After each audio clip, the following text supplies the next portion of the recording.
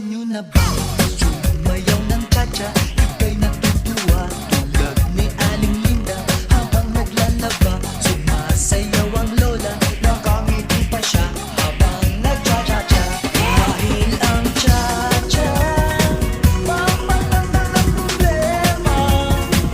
Lagi ka pang nakatawa habang nagcha-cha-cha.